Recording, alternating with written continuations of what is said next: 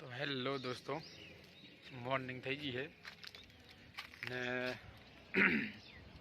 અલરમાં આજે એક વસ્તુ જણાવી દઈએ તમને કે એક જ સેટિંગની અંદર ઓલમોસ્ટ 3 થી 4 પાક કેવી રીતના નીકળવા. મતલબ આપણે આ સેટિંગ કરેલું છે, અડદ વખતનું સેટિંગ છે આ રહ્યું, બરાબર.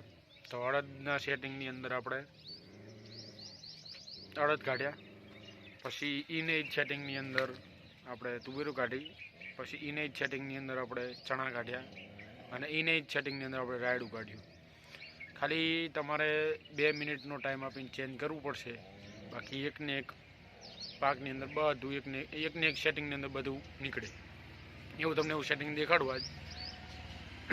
એનો મતલબ એનું કારણ શું કે તમારો ટાઈમ બચી જાય અને આજુબાજુ ઢગલા હોય તો નીકળી જાય. કેમ કે અમુક સિઝન એવી હોય કે જે અલર તો આપણું એક જ વાર્યું, કોકના હોય બે, તો બે અલગ અલગ સેટિંગ રાખતા હોય. એટલે ધારો કે અત્યારે આપણે તુવેરનું કરેલું હોય અને બાજુમાં બીજો પાછો ચણાનો ઓર્ડર આવી ગયો, તો શું કરવું? એના માટે ચણાનું અલગથી કરવું તો કે ના. પછી પાછો બાજુમાં રાયડાનો ઓર્ડર આવી ગયો, તો શું કરવું? અમુક પાક બધા એકાબીજી સેટ જ હોય કે આર્યું કાઢો એટલે આર્યું નીકળી જાય. તો એની થોડી માહિતી તમને આપી દો આજે, બરાબર. તો બન્યા રહેજો વ્લોગમાં અને સપોર્ટ કરતા રહેજો, સબસ્ક્રાઈબ કરી લીધો ચેનલને, બરાબર. જાણવા મળશે માહિતી તો શેર પણ કરી દીજો, બરાબર. બન્યા રહેજો વ્લોગ. તો અહીંથી ચાલુ કરીએ આપણે કટરથી. તો અડદના પાકમાં, તુવેરના પાકમાં, ચણાના પાકમાં, રાયડાના પાકમાં, બરાબર, 48નું કટર લાગે. જો તમારે અમુક પાકમાં દાણો ભાગતો હોય તો થોડુંક મોટું કટર કરી નાખવાનું. મોટું એટલે મતલબ 45નું કરો, 42નું કરો કે તમે 40નું કરો. આપણે વચમાં 40નું લગાવી દીધું હતું, અત્યારે આ રહ્યું 48નું લગાવેલું છે કટર આપણે, બરાબર. એટલે 48ના કટરમાં તમારે કમ્પ્લીટ રહેશે, વાંધો નહીં આવે. વાત કરીએ જો આ પાકની, તો જુઓ દાંઠા તો એવા જ છે ને. આ આપણે કાઢ્યું હતું છેલ્લે રાયડું, બરાબર.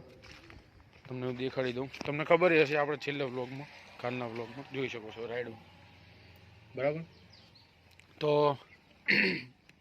4-5 પાકમાં તો બધું એક જ હોય.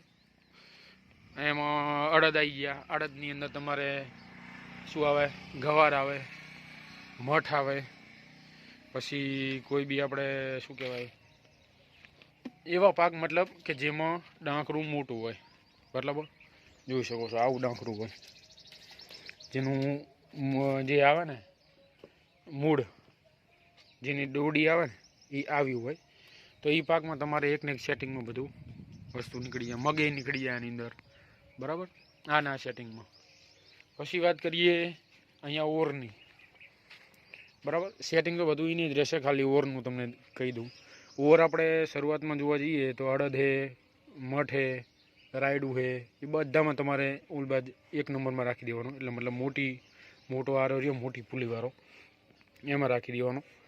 પછી ચણાની વાત કરીએ તો ચણામાં તમારે તમે આ છેલ્લામાં રાખી શકો અને ઓલામાં રાખી શકો. આ છેલ્લામાં રાખવાનું શું થશે, થોડો દાણો પાકશે અમુક, બાકી 3જા નંબરમાં રાખશો તમે તો તમારે પરફેક્ટ રિઝલ્ટ મળશે. જો 3જા નંબરનું રહ્યું, બરાબર. 3જા નંબરમાં જ રાખવાનું ચણામાં. બાકી બીજા બધા પાકમાં તમારે 1 નંબરમાં કરી નાખવાનું, 0માં, બરાબર.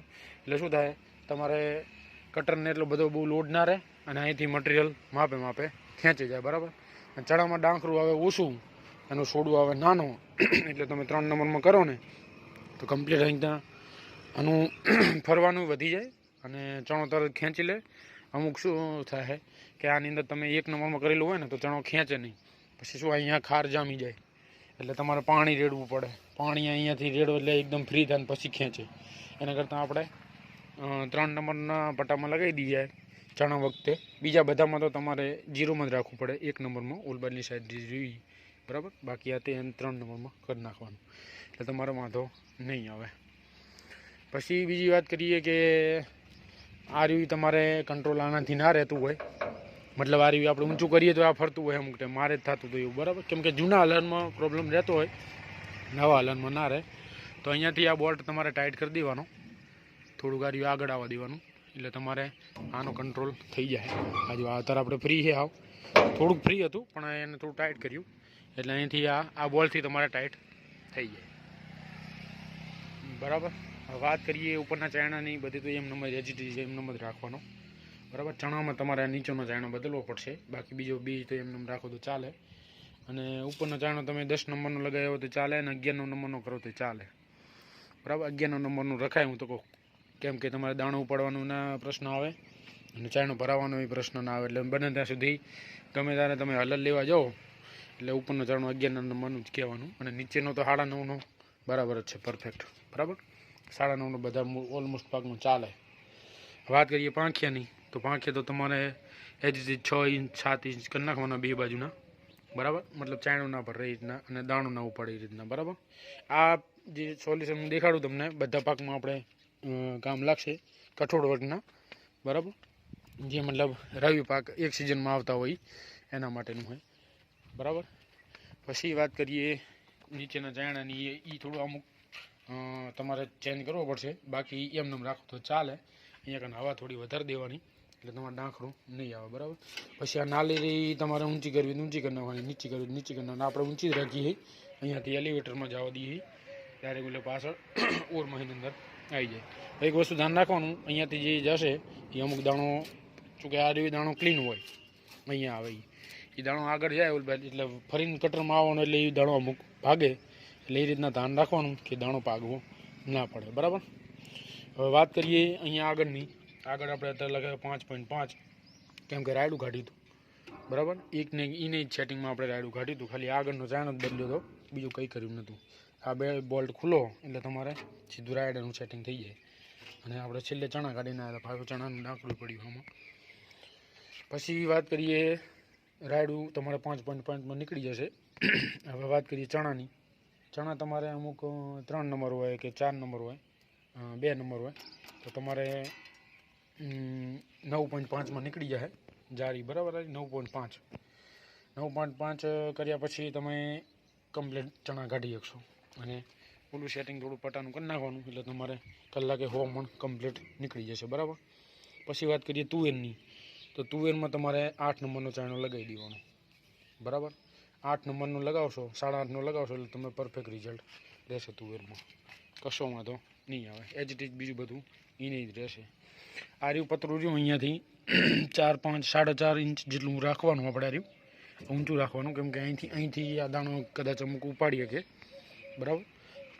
એટલે આ અમુક જે ભૂકી જે હોય એ ઉપાડે, બાકી ડાંખરું નહીં ઉપાડે તો ચાલશે. ડાંખરું આની અંદર જતું રહે ને તો વળી એલિવેટરમાં આવે એટલે વાંધો ના આવે, બરાબર. પછી આગળના પડદા જે ઓલું પતરું રહી એની વાત કરું તમને. અને અડદમાં ને એ બધામાં તો તમારે ચાયણો 6 નંબર 6.5 નંબર લગાવો તો ચાલે, બરાબર. મગ હોય, મઠ હોય કે ગવાર હોય, એમાં 6, 6.5 નંબરનો લગાવો તો ચાલે. આની વાત કરીએ તો જુઓ, અત્યારે આપણે જો મઢ ચાયણો ભરેલો નહીં, આપણે રાયડું કાઢીને આવ્યા હતા, તમને એક્ઝેક્ટ બતાવી દઈએ કેટલા આગળ છે. જો 3 આગળ છે, બરાબર. એટલે 3 આગળ જેટલું પતરું ઊંચું કરેલું છે આપણે, તમે 2.5 કરી શકો અને 2 પણ કરી શકો. અહીંયા ઘણી એવું છે 3, 3.5, બરાબર. એ રીતના હવા સેટ કરી નાખવાની, બસ એજીટી જે રીતના છે. હવે કાલે આપણે વ્લોગ બનાવશું અંદરની માહિતીનો, જે સ્પેશિયલ જીરા માટેનો રહેશે, જીરાનું સેટિંગ કઈ રીતના કરવું, બરાબર. ઓલમોસ્ટ સેમ જ રહેશે જીરાનું સેટિંગ, પણ અમુક થોડું ચેન્જ કરવું પડશે. હવે પછી વાત કરીએ કે અમુક દાણો પાકતો હોય, તો દાણો પાકવાનું મેઇન રીઝન તો એક તો આવ્યું હોય, જે પડદા રહ્યા ઉપરના, બરાબર. એ પડદા તમારે અમુક ટાઈમ થાય એટલે ખુલવા પડે, અમુક ટાઈમ થાય એટલે બંધ કરવા પડે, બરાબર. જોઈ શકો તો આપણે એક વટલો પડદો જ ખુલ્લો રાખ્યો છે, બીજા 2 પડદા બંધ કર્યા છે, બરાબર. કેમ કે રાયડાનો ભાગ હતો, રાયડું શું છે, જેવું સીધું કટરમાંથી નીચે પડે એટલે દાણો તરત ઉપાડી લે અમુક, બરાબર. એટલે શું 11 નંબરનો ચાયણો તમે લગાવેલો હોય ને તો વાંધો ના આવે. ડાયરેક્ટ આ બીજા નંબરમાં ચાયણામાં આવે પછી દાણો ના ઉપાડે, જ્યાં સુધી આ ઉપરના ચાયણામાં રહે ત્યાં સુધી દાણો ઉપાડે, બરાબર. મેન વસ્તુ એ પડદાનું હોય, અને દાણો ભાગવામાં એ પડદાનું હોય, અને અહીંયાથી જે દાણો ચોખ્ખો દાણો ઉલબત જતો હોય એનું હોય, બાકી બીજું કંઈ દાણો ભાગવાનું ના હોય. હા, બીજી વસ્તુ તમે અહીંયા કણે તમે પટો ચેન્જ કરશો, અહીંયા આપણે છેલ્લામાં છે, અને જો બીજામાં કરશો તો તમારે અમુક દાણો પાકશે. આપણે ટ્રાય કર્યો હતો પણ આપણે એજીટી એમ નંબર રાખ્યો છે, બરાબર. બાકી કાલ આપણે મોકલશું કે જીરાનું સેટિંગ કઈ રીતના કરું, કેમ કે હવે જીરાની સિઝન આવવા માંડી છે. બરાબર. એટલે બ્લોગમાં નવા હોય તો ચેનલને સબસ્ક્રાઈબ કરી લીજો અને સપોર્ટ કરતા રહેજો. જરૂરી માહિતી લાગી હોય તો સબસ્ક્રાઈબ કરી લીજો. બરાબર ચેનલને, અને બ્લોગમાં બન્યા રહેજો. હજુ કોઈ ડિટેલમાં કે એમાં કંઈક માહિતીમાં કંઈક ખબર ના પડી હોય તો કોમેન્ટ કરજો, આપણે શ્યોર તમારે રિપ્લાય આપી દઈશું. બરાબર, બની રહેજો બ્લોગમાં.